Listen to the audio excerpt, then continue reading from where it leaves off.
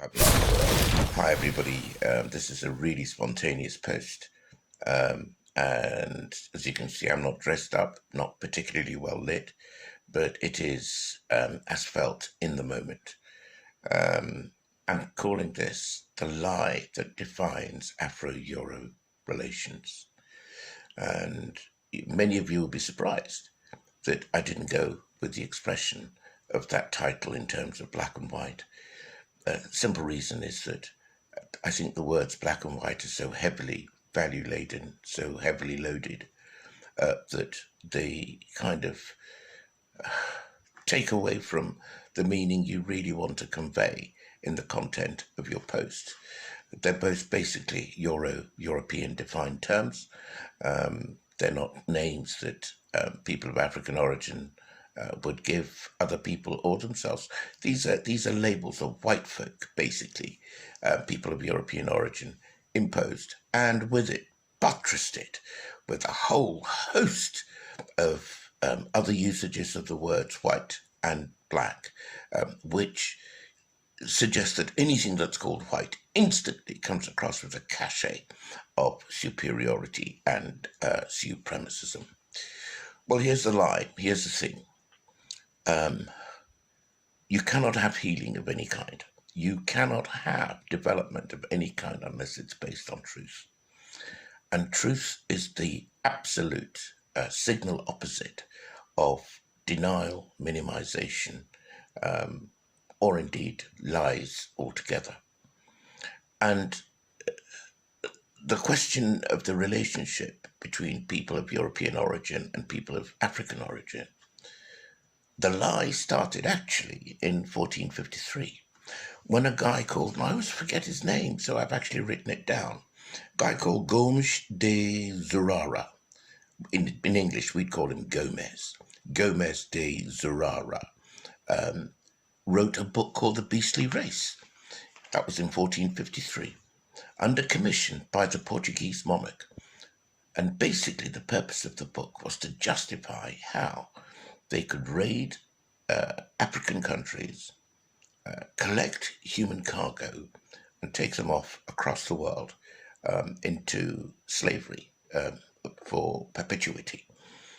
And of course, to justify this, people who were of African origin had to be labeled as only part, if at all, barely human. And hence they were called the beastly race. And this lie, this tremendous lie, has been the bedrock of a raft of other events which have followed since the time of 1453, culminating in the Conference of Berlin in the 1980s, in which the European powers basically decided they were going to carve up Africa. Now, all the while, running kind of in the background of this stuff was all the phony science about eugenics, which suggested that there were some people who were willy-nilly ipso facto better than others. And of course, people like me, people of African origin, were considered rank inferiors. And of course, at the moment you consider something rank and inferior, two things can happen. You can do away with them, cull them, if you like, with no kind of moral consequences in the mind of the person who thinks they're doing society a favor by removing the negative end of society. And of course, you will also elevate those other people who don't fall into that group, such that anything they do is willy-nilly ipso facto right. So that was a basic lie. It was a lie that was promulgated to justify the industrialization of the trade in human life. That's a massive lie. And over the years, what's happened is that the lie has been so normalized that A, it becomes an icky subject to bring up in public, and B, everybody knows that this lie is playing in the background, whether they've been formally educated about it or not. But they lie that is what underlies Euro Afro relationships. Now, it is that delay that is destroying the quality of human life. Destroying the quality of human life because it helps to mute people of African origin from expressing their truth. It's as if they're saying that the sun rises in the west and sets in the east. It's you're saying something so counterintuitive to the narrated human history, to the narrated human perceptions, that most people are cowed into silence. And of course, it's also backed up by active consequences for telling the truth.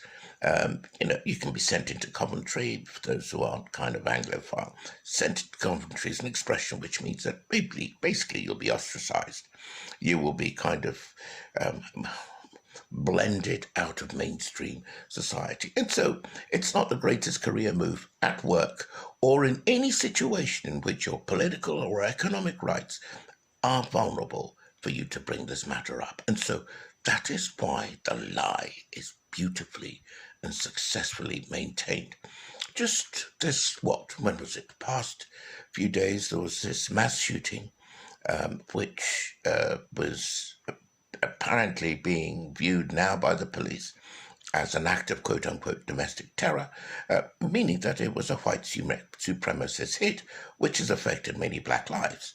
Now, I actually put out a challenge on my Facebook page saying that I'd like to see how many people of European origin who will stand up and independently decry this act. I wasn't looking for anybody to come and like my post because that's too easy to do. That is the mealy-mouthed way of saying and virtue signaling that, of course, I know that supremacism is a terrible thing and so on, but you don't have the courage to say it yourself. Of course. For the idiots at the back there who are going to say, well, not all white people or not all European people. Well, it's such a moronic thing to say. You heard it from my lips.